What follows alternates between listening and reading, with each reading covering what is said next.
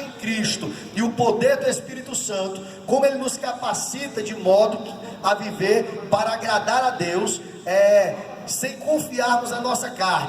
Ele também fala sobre as bênçãos que alcançam aqueles que vivem pela fé e o julgamento divino que aguarda aqueles que se desviam do Evangelho verdadeiro.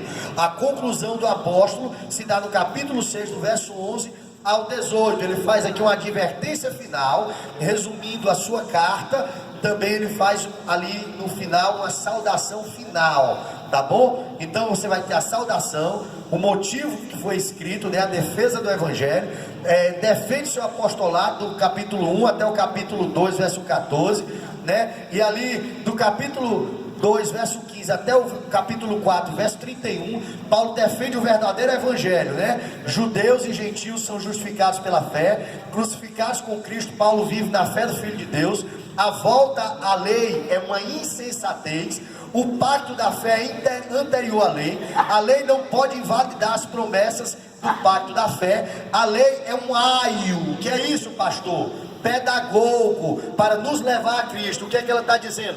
Que a lei é um professor que apontava para Cristo, para aquele que viria, para aquele que é perfeito, porque esse professor não podia restaurar, não podia mudar a vida do homem, mas aquele que era perfeito, para quem esse professor, esse pedagogo, que era a lei, apontava, esse sim poderia levantar o homem e erguer o homem. Os crentes no Evangelho não são escravos, mas filhos. Ele trata isso no verso 1 do capítulo 4 até o 7. Os ritos da lei não têm valor algum. Ele vai tratar do verso 8 ao 11 do capítulo 4. A mudança de atitude dos Gálatas, né? Ele vai repreender e falar dessa mudança do verso 12 ao 20 ainda do capítulo 4. E a alegoria das duas alianças, escravos e filhos, do capítulo 4 ainda do verso 21 ao 31. Paulo defende a liberdade dos crentes em Cristo.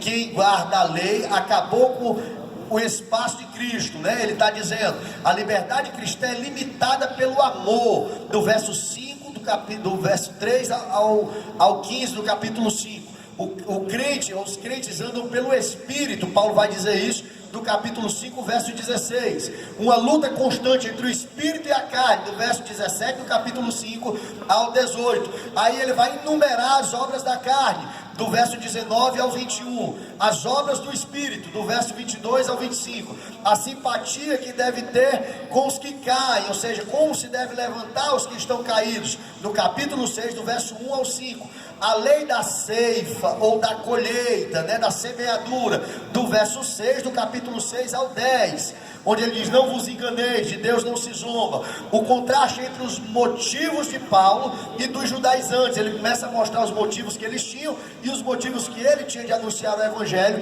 do verso 11 ao 17. A conclusão do verso 18, né, analisando o esboço e lendo alguns trechos que são chaves do pensamento do apóstolo, podemos ter uma ideia do conteúdo da epístola e do relacionamento correto entre a lei e o Evangelho. Essa é uma das mais necessárias tarefas. Então nós temos que entender isso, né? Nós guardamos toda a Bíblia, tanto a lei como o Evangelho, e não há uma desarmonia. O que há é uma complementariedade. Um vai complementando o outro. Um preparava o caminho para o que era perfeito, que viria, que é o Evangelho. Amém, queridos? Vamos agora para a nossa prova, tá?